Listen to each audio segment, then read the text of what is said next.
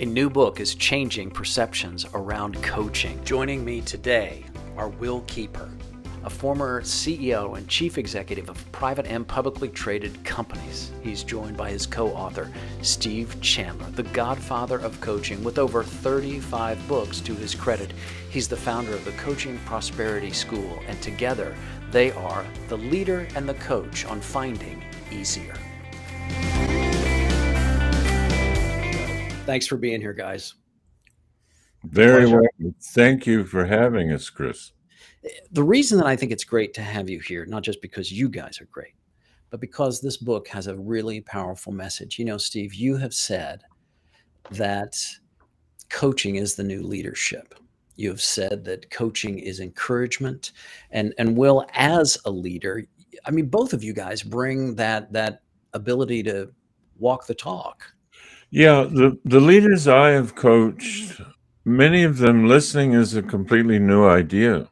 It's not just something they want to develop, but it's a brand new concept because they had come out of the leadership hierarchy. Many of the clients I had at the beginning were former military in different corporations that were constructing military equipment.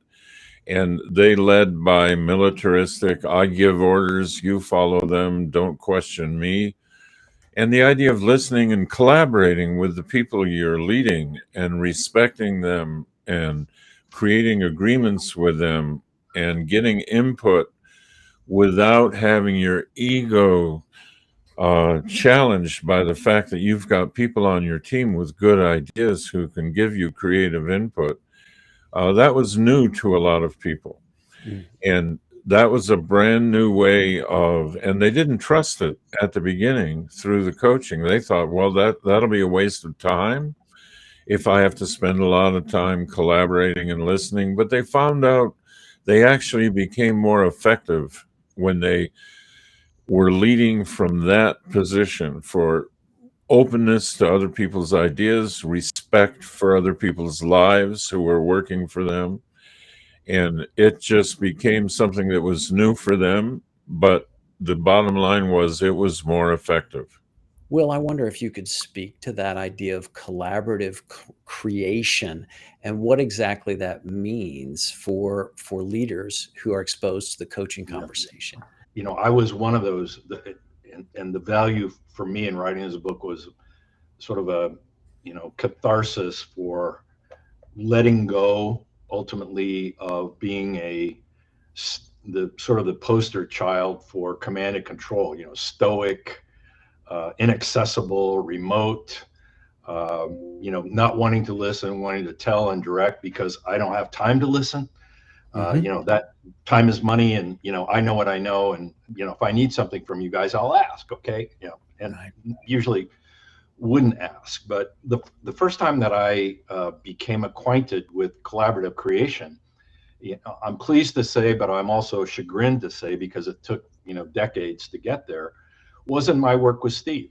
I think that collaborative creation is really a great word for what happens in the best of coaching and also in the best of leadership today. And then there are times when if you don't get collaborative creation going on with your team, you're really missing out on a lot of potential ideas, and also keeping the team close to you and having them feel as though they are valued and believed in the context of your management. You don't have to always prove why you're the leader. And a lot of leaders have this idea that if I don't have all the good ideas and if I don't give all the direction, I might be seen as someone not worthy of leading. I think if you could narrow it down to one thing, if you had to, I would call it ego of the leader and taking things personally. And we see it a lot now in politics where the debate is not about issues. They're just trading personal attacks about the other person. And leaders tend to take things personally, label people on their team, as having certain personality problems and character defects, and all that personalization takes us away from creativity, and it lowers the consciousness of the entire team. And I think that's the number one problem. When a leader is open enough, and in many cases it starts when they're open enough to accept coaching. There's another word that goes with ego, and that is fear.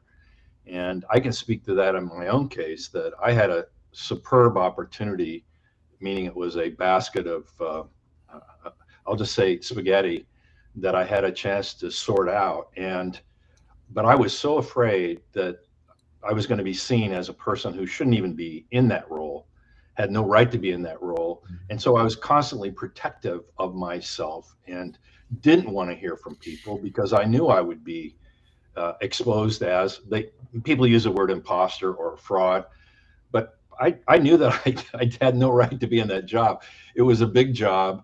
And so I was very protective, and I didn't think of it at the time as I was egotistical, but fear, drives you to what looks a lot like being egotistical in a certain way. So I think that one of the things that I relate to leaders that I coach is just understanding and appreciating that, and having a place with a coach where you can let all that out and say, oh my God, if they only knew how I felt about myself, and how I'm terribly afraid of failing. And that's why I control everything. CEOs of the global 500, probably the global 10,000, if you want to look at that, are working with people to have a trusted third party outside the organization where they feel everything is being judged. Very powerful shift underway right now. And that's part of the reason we raised the word humanity coming into leadership from coaching, where that humanity, that holistic approach to coaching and to dealing with another person, not just in one dimension as a leader or as a parent, but as a whole person, I think is one of the insights from the book that really is irrefutable. In my own work, being coached, the journey of discovery for me is finding a way to get out of my own way, and my buddy Michael Neal says you can do almost anything if you don't talk yourself out of it first. And that to me is so powerful. And what you guys say in the book, and this is on page 97, you guys say, good leaders and team members will not need to attach an emotional label to the situation, such as it's bad or it's wrong. Can you speak a little bit about the kind of, because we're quick to label, we're quick to judge, and certainly as someone who's been in a leadership role in business, we stack rank things very quickly and that sort of thing. But there's more to discover beyond the labels. Steve, do you want to take a swing at that one? Yeah, I learned that from my own coach, Chris. One of the most valuable things he did for me, and is so valuable when I'm coaching a leader, is to neutralize the situation in the way we perceive it, the way we talk about it. So it's not a catastrophe. It's not a horrible thing. It is simply a situation. And there might be a lot to be gained from it if we keep an open mind. How we negotiate it, how we dance with it, what we do with it could actually grow the strength of the company, make us leaner, make us more effective. But to label it with catastrophic, like this is really awful, this is bad, I've got bad news today, people, is to reduce it down to kind of a childish emotional reaction to everything. So the coach's role is to shift the leader from reacting to creating. So my coach would tell me, given this situation, which you have labeled as a bad problem, and I see as a neutral situation, given that situation, what do you want to create? Instead of, this is a horrible problem, how do we solve it? And it would return me to creativity, to ideas, and it shifted my perspective of the situation. It can be as small as a customer complaint that keeps coming in about our product or our service. How do we take this and grow from it? How do we improve the product versus how do we deal with these angry customers? Who's going to handle them? I don't have time for them. And it is altering all these childish, hysterical, emotional reactions. It is leaving that behind and approaching everything with creativity and neutralizing situations so they don't get these scary labels that drop us out of our ability to create. I've fallen into the trap that there's a right way and a wrong way to do things, and certainly in business, there's as you know, it looks like there's a right way and a wrong way, like an on-off switch. It doesn't seem like a lot of gray area. That doesn't seem like a place for creativity. So I'm curious what shows up for you, Will, in that space, having been in the executive leadership role. Well, one of the things that I figured out pretty early as an executive was that I don't want anybody coming in my office with those kinds of histrionics. It irritates me, firstly, and secondly, it brings that unnecessary component of emotion into it where we can't. You've already created a hurdle to getting at the problem. So I established this as a ground rule with people who worked with me, and that is, if you come into my office saying you won't believe what happened, or oh my God, it's a disaster, you won't believe what somebody did or said or whatever, I would say, okay, now I'd like for you to go back outside the door. This is after the expectation is established, After and the come back in and tell me what the situation is. And more than that, eventually I would teach them, not only do I want you to tell me what the situation is, but what do you think we ought to do? What's your recommendation, even at that early stage? Because I wanted them to bring value and to not expect me to accept the monkey that somehow had jumped on their back for them to shed it by putting it on my back when they came in. So I think that there's no you can it becomes a culture. The culture is one of, we're calm, we're collected, the leader acts with equanimity, one of my new favorite words in this human leadership place that we're all working toward, and just staying chill and calm. There's a place for emotion, but it's not in describing facts. There's no reason to bring one's experience and histrionics and emotion into that. It's a barrier to the kind of culture that is about creating and solving and moving forward. maybe it's the calm inside the coach that helps to create that space for the things that we're talking about here, that space for creativity, that space for co-creation and collaboration. What is it that organizations need right now from your point of view, Steve? I think it's best described by a client I had once who was a great leader, and he called it a deliberately created culture. Most companies have a kind of inherited culture based on the personality of the leader, Mm. but he was an advocate for a deliberately created culture that we all agree upon, with operating principles such as no office politics. We don't throw people under the bus. If we have a problem with a person, we bring them together. So he would deliberately create the culture of his company. And companies that ignore their culture and have no real operating principles that everyone knows about how we communicate with each other, whether we have a committed baseline of courtesy and respect. I go into some companies and I look at their emails to each other, and it's disrespectful, it is nasty, it's warring, it's ad hominem personalized labeling attacks of each other. Mm. And that is a company that has no culture. They have nothing has been created that says, here's how we're going to communicate, here's how we're going to relate, here's how we solve so-called problems.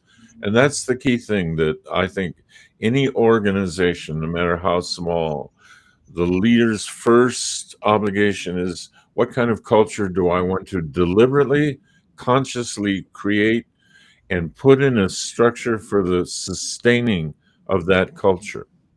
Will, where do you line up on that? A leader working with this company with a culture of getting people to agree on things rather than having somehow this divine sense of expectation. Like, I think the best example is a marriage, or a relationship where, darling, you should know that I need your attention now, right? You should just be aware of that. You should be able to, I expect that, and I expect that, and I don't know why you can't just, bring the goods, whatever I'm thinking they should be. Leadership is a little bit like that. If you don't create a culture, and that is that leading from agreement or by agreement, the leader and whoever they're talking with, and then within the organization, teaching the people in the organization to reach agreements with each other. And then you don't have to say, well, I expected you to do this. No, you didn't say that I should do that. I thought that we were going to do this. Instead, if you reach agreement, you either meet it or you don't meet it. It's a binary, and it's not about blame. And Steve, I'd love for you to tag on to this because you had very close interaction with this company, and I think this is one of the most powerful things in our book, frankly. Yeah, because you end up managing the agreement instead of the other person. And if we have agreements that we commit to and something breaks down, then we reconvene and we look at what's wrong with this agreement. What system are we using that's not getting the result we want? And so the conversation is about creative solving of things as opposed to blame. Many companies have a culture of blame. Something went wrong. Who's to blame? Who needs to be called on the carpet? So the whole thing is about trying to protect yourself from blame. So the creativity is scary for people when they know they're going to get blamed if they come up with something radical or unusual. So when you manage agreements instead of people, it takes the whole personal element of blame and shame out of it, and it puts everyone's creative mind back on the mission, the project, and what the company is really up to and how it can serve customers and clients. Just thinking about executives who hear this idea of service, they might be thinking, again, devil's advocate, they might be thinking service comes at a cost. And my service and my loyalty is to my shareholders or to my bottom line. Well, can you speak to that? Because you've had P&L responsibility over the years. I'm sure you've felt these kinds of pressures. How do you take the coaching that Steve is providing, the spirit that we all, in spirit, you go, yeah, service, that's exactly right. But how does that apply in the C-suite? If the culture and the way that people behave in it aren't aligned with results, there's no there, because the reason that people come together is not just for a kegger on Friday. People who put an investment into the company are wanting a return on that, and that's part of it. Humanity comes into it. To me, that's to lift the boats even higher. It's not a, oh well, we need to have a kumbaya moment in our organization in order to tick the box of humanity. It's really all about how can an organization be better and eliminate these sources of friction. The idea that people have to check their home life or their other life at the door of the workplace has been crazy for a long time. Mm-hmm. Mm-hmm. Dysfunctional. It's uneconomical. So I would just say that, leader has a responsibility to make decisions. Creative collaboration is a part of it, but ultimately somebody's got to decide, and somebody's got to say this is the culture, and then shift the culture when necessary. But results are not independent of everything that we're talking about. Coaching a leader is to help get better results more efficiently. Bringing service into the equation is for the same reason. So all the things we're talking about is how can organizations get better, be more productive, and keep the people that want to make it happen and who can make it happen because they're happy in this context of clarity, service, agreements, not dysfunction, expectation that is somehow opaque. And Steve, I wish I could put a period on this sentence, but as you know, there are times when I just can't. I just have to stop. So I'm stopping. That's right. It's powerful stuff. I'm glad you're going on. This is powerful stuff, and it needs to be said. And Will, what you were saying, and you guys, you guys dovetail beautifully, and that's why the book works on so many levels. But one of the discoveries that I've made in the course of my own journey is exactly what you're saying, is that coaching works for me because it works, because it shows me how to get out of my own way. And the thing that I've discovered is that how you show up creates the world around you. And that's not just true, at least that's what it looks like to me. That's not just true for a coach or a CEO or a leader or an entrepreneur or beyond the labels. How you show up creates the world around you. And the coaching conversation, and Steve, if I may be so bold, the coaching conversation that you have shared and being able to go through the coaching school and do the online program and see your insights has helped me to show up differently. And I think that this book is going to help a lot of people, a lot of coaches, to see what the leadership conversation can look like and the capabilities that are available for coaches, but the capabilities that are available for executives, for current leaders, for aspiring leaders, and just for people who want to be better human beings. Coaching works because it works. And the way that it works helps leaders to show up differently. And that's what makes things easier. You know? Yeah. Much easier. If service were seen by a leader as only a cost, then the coach needs to spend more time with the subject because, like Will says, nothing we're talking about and nothing I'm coaching a leader on is in contradiction to the bottom line being served. It has to fit. That's the name of the game we're playing. It has to fit inside that. It can't be in addition to that or something that pulls on that. So if my leader cannot grasp service as something that serves the bottom line, we're not there yet. My coaching hasn't landed yet.